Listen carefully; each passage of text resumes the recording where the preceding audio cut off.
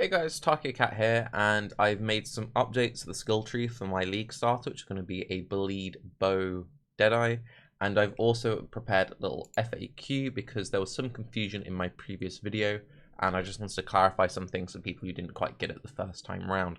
So let's start off with some of the changes I've made to the skill tree. You can see this was my original tree that I was looking at as my base when I first started messing around with the idea, and this is what the updated tree looks like. The main difference between the two is the updated tree gets significantly more crit investment, meaning that the crit go up more, meaning rupture maintenance is going to be much easier. We just gain more damage because we convert 50% of all crit multi into ailment multiplier. It softens up a lot of gearing. It also gets more attack speed, which makes maintaining stacks higher. We lose something like 100 life and a little bit of spell suppression on the tree, but we still get enough spell suppression on the tree that it's very easy to get 100% spell suppression with just 1 or 2 rolls on gear, 3 rolls on gear if you're getting very low values. We also have 1 point access to iron reflexes if you decide that you want iron reflexes. I will get into why I'm not going iron reflexes later. The only other downside of the heavy crit tree compared to the original tree is it loses roughly 100 life, and it will have a slightly harder time with its stat requirements because it's just so much more invested into dexterity, but it is what it is. So now let's quickly burn through the FAQ because there seemed to be some confusion of either people not quite getting it or me not explaining it well enough in my original video. So Gladiator versus Deadeye. And if you haven't watched already, I will leave a link to the previous video, which was talking about all the different League Start setups you could do for this build. I'm not saying that Deadeye is better than Gladiator by any means. The reason I want to play a Deadeye is I've never played a Ruptured Deadeye before. So that's why I'm playing it. It does have potential for more single target damage, and the way I'm building it, it does have potential for potentially smoother bossing from a one-shot protection point of view. That's it. It's a case of, I like Bleed Bow. Bleed Bow got buffed. I haven't played a Ruptured Deadeye before. It will be fun for me to solve the problem. A lot of people seem confused by that. Next up, puncture duration. There was a lot of concern about the duration of our bleeds and how that's going to interact with Rupture, because if you look at Rupture, Rupture reduces bleed duration because it makes them expire more quickly. And people are like, how are you going to, maintain your punctures? How are you going to get your 3 ruptures if you've got really short bleed duration? Our bleed duration isn't that short at all. If you go into the calcs, you can see your duration at the bottom here, and you can tweak this number to make it something which seems comfortable to you. So we have a base bleed duration of 5 seconds with 3 rupture stacks and using Swift Affliction in links. If you feel like that's too short, you can, instead of running Swift Affliction, you can run Unbound Ailments, which you will lose some damage, but you then double your bleed duration. You then go up to a 10-second duration bleed, which is pretty significant. You can also invest in bleed duration in a few places on the tree. I pick up some duration of ailments here. We also get some duration of ailments down here. There's also this mastery here, which gives bleed duration. If you're worried about the duration of your bleeds, you have full control over how long it is. You can also get cluster jewel setups which interact with that. So that's something you can work on. Next up, people were worried about the idea of using puncture for map clear because one person in the comment chain said it will be really slow, and then everyone was like, oh, it's going to be really slow. This guy said it's going to be really slow. In the previous video, I started the video by showing mapping footage of a Gladiator and mapping footage of a Deadeye. The Deadeye in that mapping footage was using puncture for map clear, and nobody watching that said that looked slow. In fact, I don't think anyone even noticed that they were using puncture for map clear. So that alone shows that it's fine. Next up, the reason to use puncture for map clear over split arrow is puncture has inbuilt 100% chance to bleed, meaning you don't need to spend any skill points or gear slots or cluster jewels or anything investing into bleed chance. If you want to run split arrow, if you don't want to run puncture, you need to invest into bleed chance. So that's something that's much better suited for playing Gladiator. Or you have to accept the fact you're going to have to spend some skill points getting a chance to bleed, or get some gear slots, or get it on clusters. If you're not prepared to do that, run puncture. If you still don't run Puncture, run Gladiator so that you can use Split Arrow or Rain of Arrows instead. Another big advantage that the Puncture Mat Clear has over the Split Arrow Mat Clear is it just does significantly more damage, meaning a 5-link Puncture Mat Clear using G, MP, and Chain is still 419k damage on SSF starting gear, 342. It does significantly more damage, meaning that you could use a third utility link. You could use Mirage Archer, you could use Fork, you could use Greater Volley. Hell, you could even use faster attacks if you were really worried about the attack speed. You could use crit strikes to guarantee 100% crit chance. Lots of options there. Also worth noting on that point, since people seem confused about Rupture, you don't need to apply the Rupture with the single target puncture. You can apply it with any bleed that crits. So, for example, you could apply your single target puncture and then use your map clear puncture to get it up quickly. So either through Mirage Archer setups or like faster attack setups or critical strike setups. You could have your ensnaring arrow apply Rupture. You could have a dedicated Mirage Archer puncture linked to crit, power charge on crit, if you could somehow fit the gem slots in.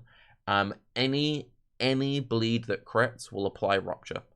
Also, even if you only have like 1 stack or 2 stacks of Rupture, that's still 25% more damage for 1, 50% more damage for 2, 75 for all 3. Again, another thing, I'm not planning on having the Snipe Helmet. Maintaining Rupture is harder with the Snipe Helmet, but the Snipe Helmet gives you so much damage, it doesn't matter if you're not having all charges. If you don't have the Snipe Helmet, attacking 3 times isn't that stressful. Or attacking once and having Mirage Archer or Totems or whatever applying it really isn't that stressful at all. Okay, next up, let's talk about Crimson Dance. Crimson Dance is something that people are asking about. So a lot of people are like, okay, so why don't you take Crimson Dance? Crimson Dance isn't something I like on this kind of build for a couple of reasons. So what Crimson Dance does is you can inflict up to 8 bleeds on an enemy instead of just 1. Your bleeding does no extra damage while the enemy is moving, so that disables the massive increase we get from just using Ensnaring Arrow, and 50% less damage with bleeds. In theory, if you're maintaining 8 bleeds at all time, then yes, cool. But you're just adding too much maintenance to the build. That won't feel fun. It will be significantly worse than map clear. It's just not going to be a good time. Don't go for it. Just don't go for it. Yeah, just don't. And then Wino Ricochet was another big one, and then I'll talk about bow crafting at the end. And also one other thing just about the puncture map clear thing. We have attack rate of 1.6, which doesn't seem all that high. But if anyone's ever played Caustic Arrow, that's almost definitely higher than your base Caustic Arrow attack rate. And you wouldn't be like, oh, this feels absolutely awful. If you were playing like a slam skill, you wouldn't be like, oh, this slam feels so terrible as it like one-shots all the rare monsters. That's kind of what's going to happen in this puncture setup. I really wouldn't stress about it. Yeah, it's just, it's something you can root around. Also, that's another thing. The heavy crit tree gets quite a little bit more attack speed investment. So that should also make that feel a lot smoother. Right, boom, back into it. So, Wino Ricochet. You could take Ricochet if you wanted the inbuilt free chain and the chance to chain while colliding with terrain. The reason why I went for Deadeye, yes, Rupture, but also I wanted to use Focal Point and I wanted to use Windward. Both Focal Point and Windward are offering a good amount of defenses. So you'd be dropping defense for more map clear utility, which just isn't necessarily needed. Also, it's worth noting you can actually have chain on Ensnaring Arrow. You can't have any source of pierce on your Ensnaring Arrow, otherwise that screws you up. But you can have chain on Ensnaring Arrow. So the way that Ensnaring Arrow works is it only applies the debuff on the final target hit. But if there's only one enemy, like if it hasn't got an enemy to chain to, it won't chain. So you'll still get the Ensnaring Arrow on the boss.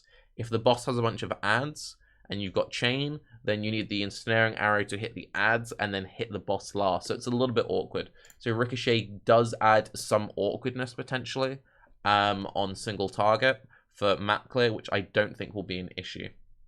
When it comes to the bow crafting, I recommend using a Harvey or a sniper bow because their fizz damage isn't that much lower than the Citadel, and the crit chance makes a big difference. Really, you want Harveys and Citadels on your loot filter as priority, and in SSF have spine bows on there as well, just in case you stumble upon a good one.